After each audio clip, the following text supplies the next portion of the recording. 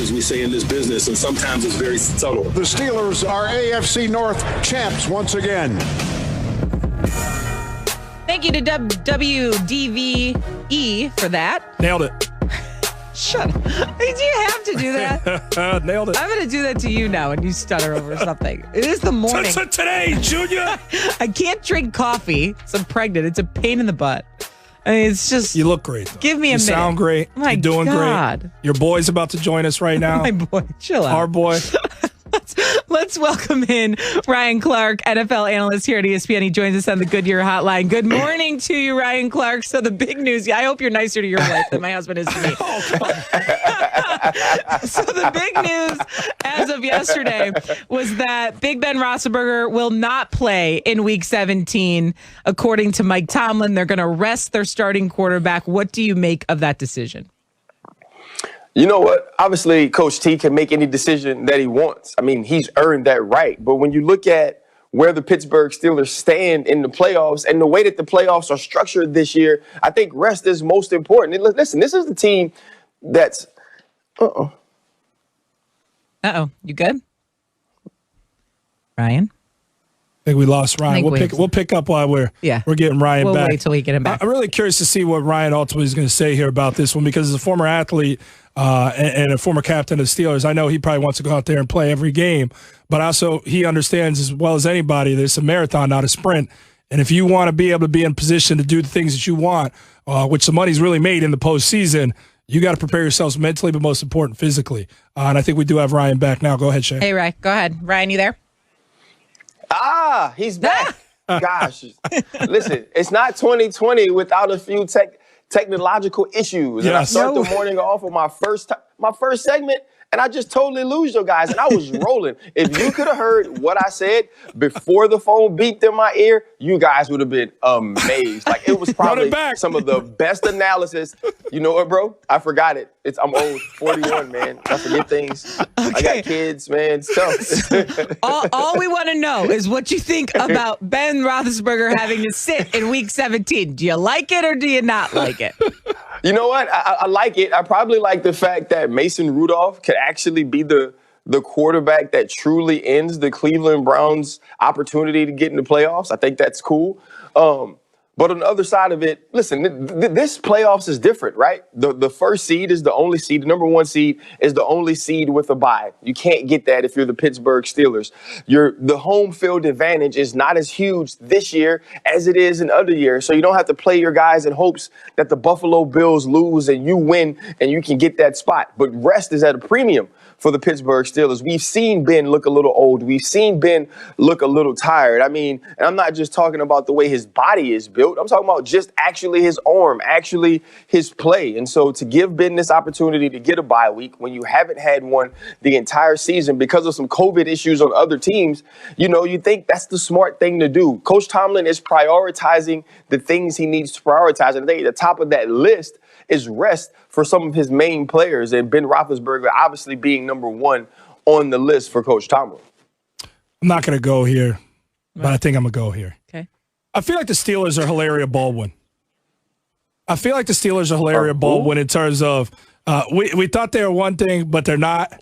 And the Steelers at 11-0, and the Hilaria Baldwin reference, look, that one up, Ryan. It'll make sense. Yeah, I had no idea. No idea. At 11-0, it's a pop culture reference, and it's very timely in this 24-hour news cycle. Can I just tell him for a minute? It's Alec Baldwin's wife. There's Alec Baldwin's wife essentially pretending to have a Spanish accent. He can look it up. We don't have much time in this segment here. Unless people just don't know. The Steelers are 11-0, Ryan, at one point, and everybody was high on this team. But I know you've kept it real about the Steelers. I still don't believe that they can win a game in the postseason. I think that they looked a certain way at one point, but it's not who they really are. And now they're exposed despite the fact that how they looked in the second half versus the Colts. What do you expect for this team in the postseason? You know what? I think I expect what you saw in the second half, not from a production standpoint, right? Not from necessarily scoring those type of points or Big Ben having those type of statistics or Big Ben not being touched on 29 dropbacks. But I expect that type of fight. I expect that type of championship medal to come out of the Pittsburgh Steelers and Ben Roethlisberger and that defense. But before last week, in the way they had played probably the last, 2.5 games, I thought to myself, there's no way this team beats a playoff caliber team, but they did. And so I still don't look at them as an AFC contender. I don't think this team makes it to the AFC championship, but I do think they have what it takes to win a first round game. I do think they can find ways to put enough offense together to make enough plays down the field after kind of seeing the way this team has to play now. Understanding that it can't be check down Charlie the whole time. I thought Charlie Batch retired a long time ago, and now we're seeing Ben Roethlisberger in some ways play that way. They understand they got to push the ball down the field. The defense has to put pressure on the quarterback. They have to turn the football over. And those are reasons they won early on in the season. If they can get back to that, I can see them winning the wild card game or the first week game of the playoffs and then having a tough fight the next week, whether it be in Buffalo or wherever they would have to play. Ryan, I really feel like there's at least these reports and the things I'm hearing and reading about that there's a push and pull between the offensive coordinator, Randy Fichtner, and Big Ben in wanting to call plays. And it seemed like Big Ben took over the play calling, writing those plays up in the dirt like he was talking about in the second half, which led them to ultimately getting things going, overcoming that 17-point deficit and beating the Colts. Is there any truth to maybe Big Ben should be the one calling the plays here down the stretch if they want to win games? Well, first off, hell no. That's not how it works. You know that, dog. Like, don't do that. That's not how it works.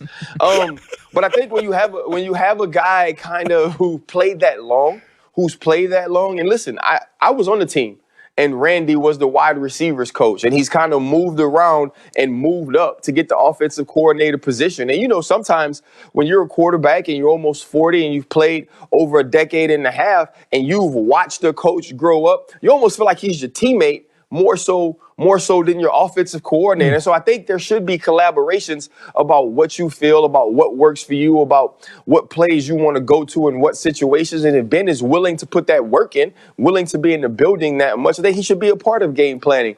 But when it comes to play calling, I mean, Randy Fichtner has the job for a reason. He has the title for a reason. And I think we all kind of get wrapped up in like teams that come back when they're in the hurry up and when quarterbacks are calling plays at the offensive line of scrimmage, but they still get stuff in their ear. They still get opportunities to survey what's going on. And I don't necessarily know if we can put all of that on Ben Roethlisberger. But what Randy Fichtner should take away from that is that they can push the ball down the field, that it does give them opportunities to get pass interference calls like we saw against the Indianapolis Colts. And that's the only way that this team can win.